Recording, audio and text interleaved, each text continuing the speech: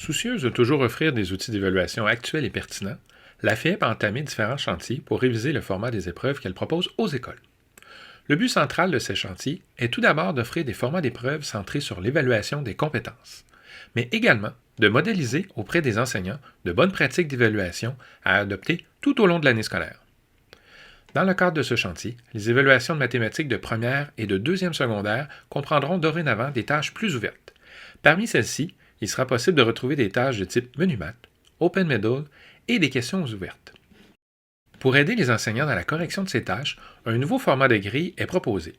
En voici les principales caractéristiques. Tout d'abord, la première colonne de la grille comprend la liste et la description de chacun des critères visés par la tâche.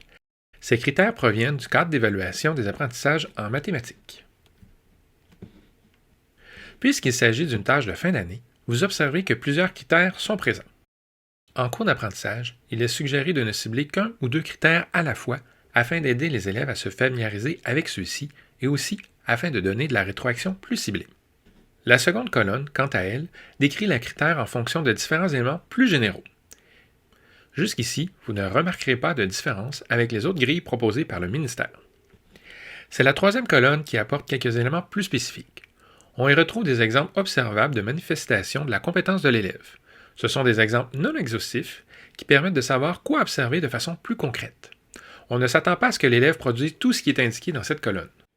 Il faut plutôt le voir comme étant des exemples de ce que pourrait donner la manifestation de la compétence de l'élève. En tout temps, ce sera la description du critère et le jugement professionnel de l'enseignant qui serviront de guide pour indiquer le niveau de compétence de l'élève. Parlant de niveau de compétence, ce dernier, mesurable en lettres ou en chiffres, se décline à l'aide de différents qualificatifs tirés du document portant sur les échelles de niveau de compétence du ministère. Voyons un peu comment utiliser ces qualificatifs. A ou compétence marquée. Une compétence marquée, c'est une compétence qui ne fait aucun doute. On voit aux traces de l'élève que ce dernier maîtrise le critère évalué. Il a peut-être fait une petite erreur d'attention, mais sa compétence est marquée par rapport à ce qui est attendu. B ou compétence assurée. Une compétence assurée indique que l'élève est assuré d'avoir compris. Il pourrait probablement améliorer certaines choses, mais il n'est clairement pas à risque d'échec. C ou compétence acceptable. Le mot le dit, c'est acceptable, mais sans plus. Ce sera le cas d'un élève qui réussit ce qui est demandé. Il répond minimalement aux exigences. Certains diront que l'élève réussit, mais avec difficulté. Pour ce qui est des autres niveaux, il est facile de comprendre que l'élève n'aura pas atteint les exigences attendues pour ce critère observé.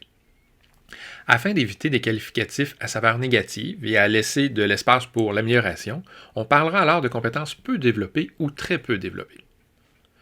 Pour chaque niveau, il existe des descripteurs plus précis qu'il est possible de consulter.